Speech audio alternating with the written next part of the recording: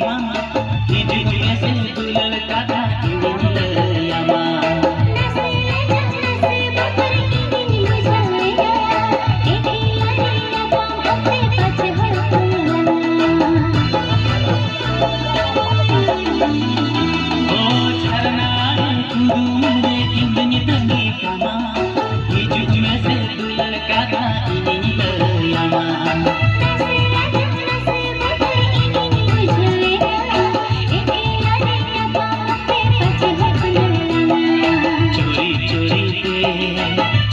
चुपते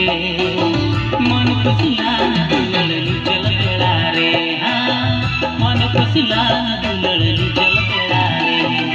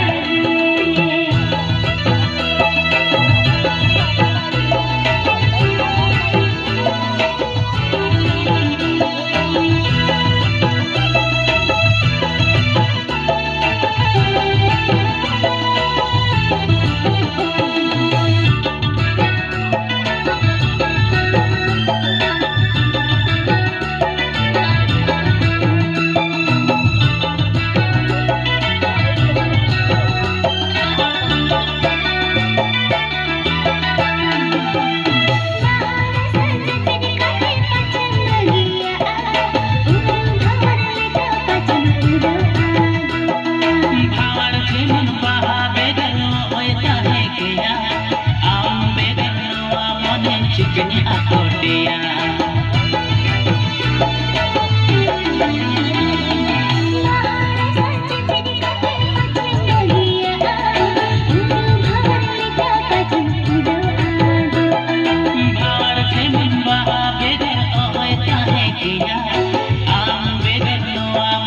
चिकनी आकोटिया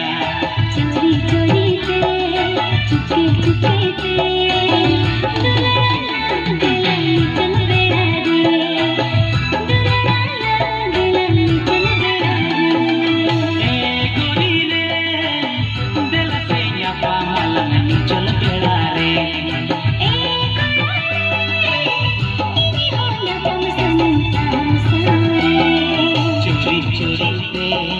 चुपके चुपते मन खुशिला दुलड़नी चल बेड़ा रे